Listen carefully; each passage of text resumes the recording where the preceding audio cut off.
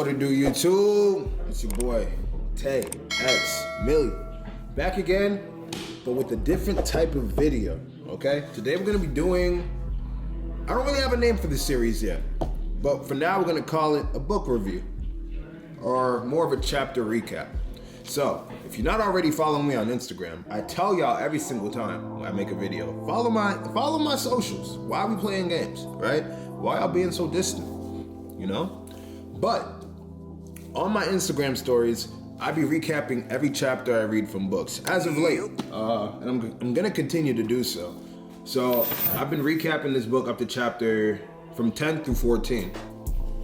Individually, I've done each chapter on my stories, but today I'm gonna be condensing all 4 chapters that I read on my stories into one. Every chapter we cover today is gonna fall under one umbrella theme. So the theme of today's book coverage is going to be massive success requires an unreasonable mindset, right? This is gonna be a compilation of chapters 10 through 14, as I've said before. And before I do get into it, let me introduce this book to you guys. It's the Times 10 Rule by Grant Cardone, famous entrepreneur.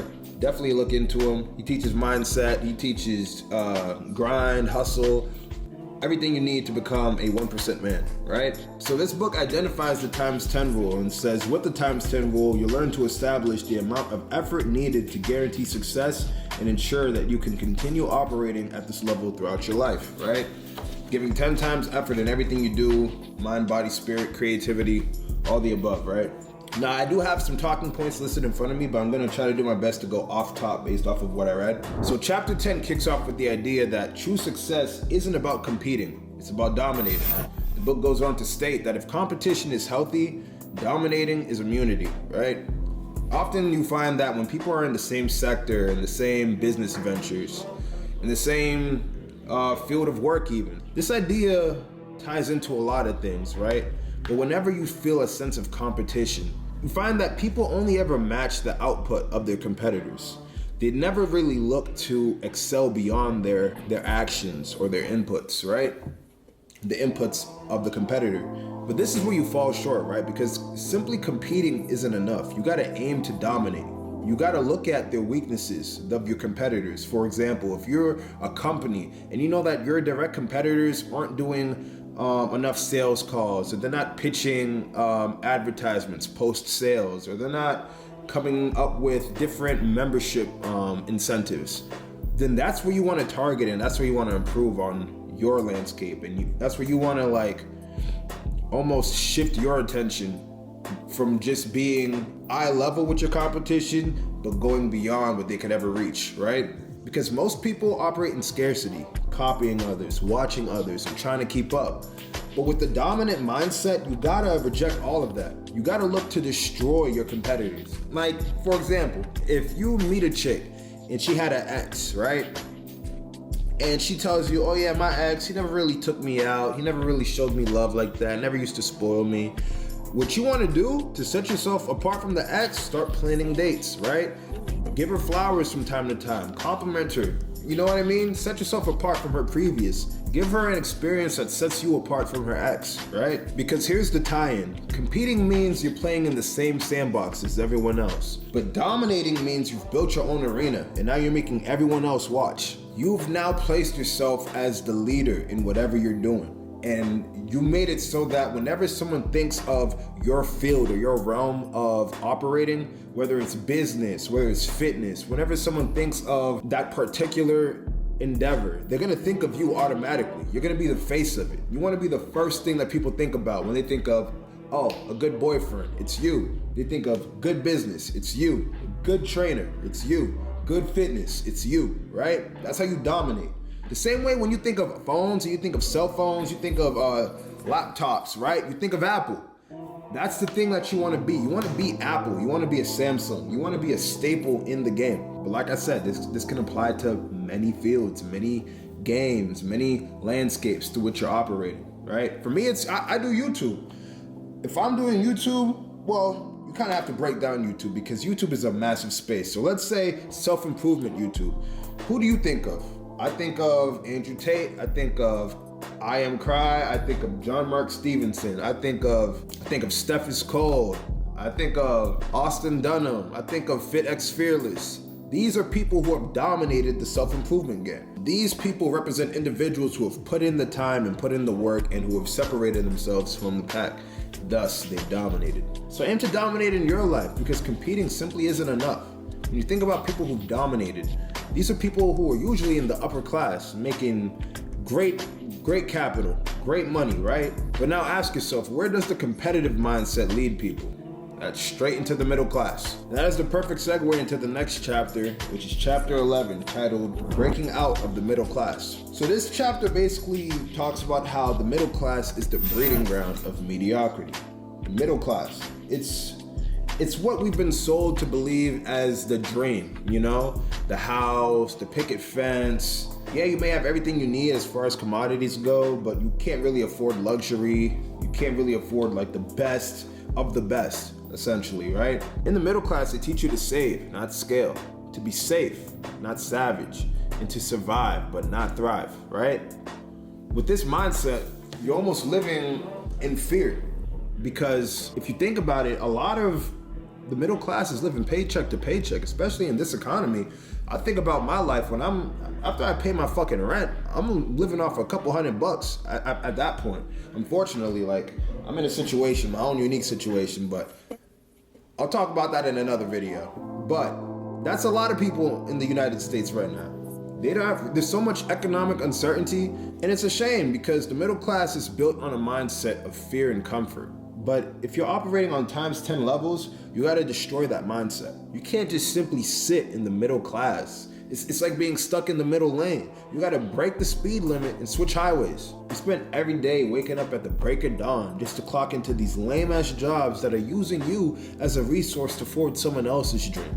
And that someone else is already in the upper class. So why don't we adopt the same mindset and utilize our resources as best we can in order to formulate some sort of plan to escape this 9-to-5 grind? Because it ain't it, boy. I'll tell you what. This shit be feeling like the working class because that's all you're doing is working, bro. Hours, 8 hours. And then by the time you get out of work, a lot of y'all is too tired to even forward yourselves, man. So it's just a loop. It's an endless cycle of wake up, work, go home, lounge, go to bed, wake up, work, go home, lounge, go to bed.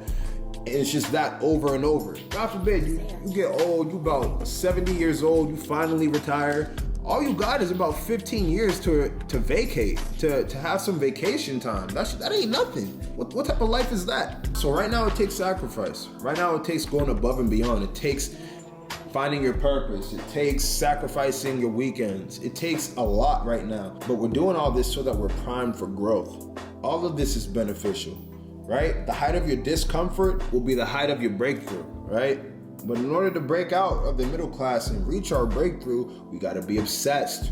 So that's gonna take us to the next chapter. That's gonna be chapter 12, which is titled, Obsession Isn't a Disease, It's a Gift. Now we speak about the greats, the top, the real 1%, the upper class that we're aiming for. They aren't reasonable. They are not balanced. They are obsessed. Understand that there's a difference, right?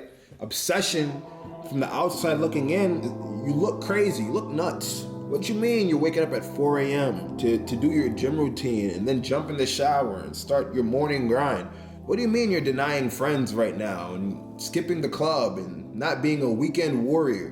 What do you mean you're sacrificing all your comfort? You'll find that a lot of what society feeds you is to be balanced, to be well-rounded, to have just as much comfort as you do discomfort, right? And sometimes the comfort is more so weighing the discomfort. A lot of people are running from that shit. That's what society is feeding you. That's why they give you DoorDash. That's why they say, hey, we could work out maybe 30 minutes a day for 3 days a week. That's why they feed you this bullshit, man. Society just wants to keep you soft. They don't want you to be a dog. They don't want you to separate yourselves because they don't want everybody winning. A lot of this stuff is reliant that you're losing. Like DoorDash, if everyone went healthy and said, yo, we're eating the whole foods, we're eating grains, DoorDash would be out of business. If everyone said, yo, fuck it, we're all focusing on our purpose, we're all focusing on our grind, ESPN, the television networks, Netflix, they'd all be losing bread. If everyone switched to being healthy, hitting the gym 24/7, not 24/7, that's a force. But if everyone switched to being healthy and started hitting the gym 5 to 6 days a week, eating whole foods, prioritizing their health, doctors, pharmaceuticals, they'd all be making way less. A lot of the people that are funding the system are the lower and middle class, man. The upper class is more so benefiting off of it, but I digress. Back to my original point, society tells you to be balanced, but balance is for people who want average results, who want ordinary lives. Obsession is what gets you the body, the business, and the life that most people dream about. The book then goes on to say that most people only put in enough effort for it to feel like work, whereas the most successful individuals follow every action with an obsession to see it through to the end. They won't stop until they see result. And that's the thing with a lot of average individuals is that as soon as they reach a point of resistance, they'll turn away. It doesn't take much to shatter them. But those who are obsessed, you can tell them, you can deny them over and over and over again, and they'll still be there. I heard this analogy of obsession is like a lot of people, they'll walk up to a door, they'll knock, maybe knock twice, no one's home, and they'll go away. The obsessed individual will knock again, start banging on the door, kick the fucking door, throw a rock at the window, call the house, they'll go around the back, they'll peek through the back to see if anyone's home, they'll do whatever it takes to see it through. If you're doing all that, how can you not win? How can you not? And it says here at the end of chapter 12, it says, nothing great will ever happen without someone being obsessed with the concept, right? And then staying obsessed while approaching each task, challenge, and moment as vital, necessary, and a must, right? The ability to be obsessed is not a disease, it's a gift. So understand, a lot of people will look at obsession as this negative thing because it has a bad connotation. That's because a lot of y'all using it for the wrong thing.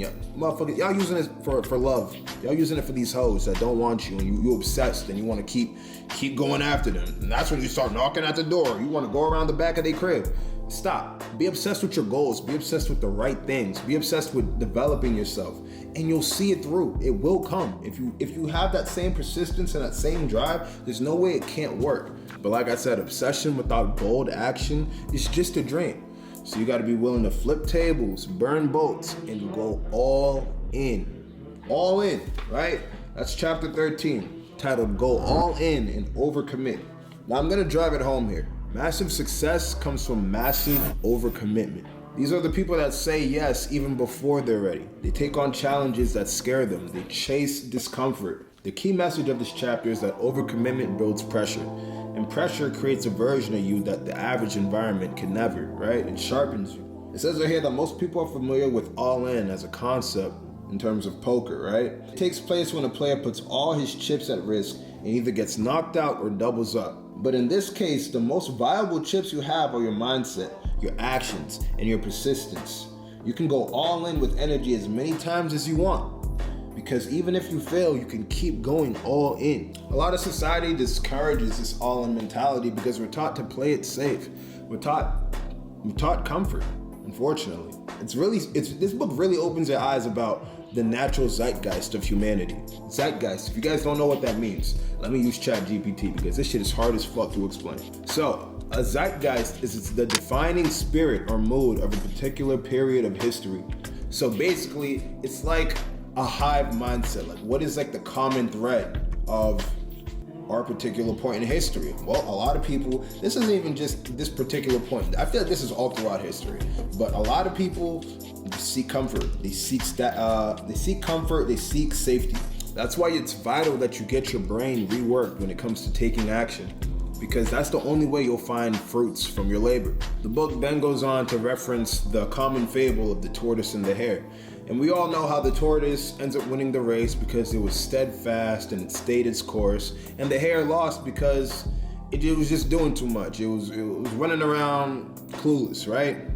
But with speed, it did it with speed. The book then suggests that we operate as a combination of the hare and the tortoise, combining a mindset of speed and action, quick input of the hare with the steadfastness and the persistency of the tortoise. If this hybrid creature was then placed into the fable to race the hare and the tortoise, it would have smoked the competition.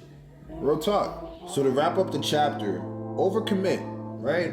Be all in and take massive levels of action, followed by massive amounts of more action. You'll create new problems and deliver at levels that will even amaze you. You're not competing. You're not playing small like the middle class. You're obsessed. So why not bet everything on yourself? If you want average, play it safe. But if you want extraordinary, you better start being unreasonable. Because success at 10 times levels does not respond to logic. It responds to obsession, domination, and overcommitment, right? So y'all do that. And I'm gonna catch y'all next time. All right, later.